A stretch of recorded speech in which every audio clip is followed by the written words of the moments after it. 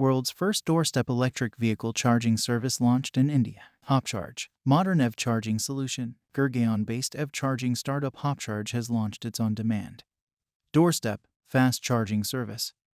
After a successful pilot run in the city, Hopcharge claims to take an average of 36 minutes to charge EVs depending on the type of vehicle. The service, India's first, is available across Gurgaon, and the company plans to offer it across all major metropolitans in the coming months. How it works: Hopcharge has CNG vans carrying custom hardware with a battery and a high-power charger that provides doorstep charging facilities. Users can book the charging service through the app. The Hopcharge e-pod with a compatible charger will come to the EV at a stipulated time. Hopcharge sees the service as a supplement to the existing fixed charging infrastructure. The company will charge Rs 20 per kWh of charging, which comes to Rs 3-4 per km as per Hopcharge's. This makes the service comparatively costlier than a home charging station.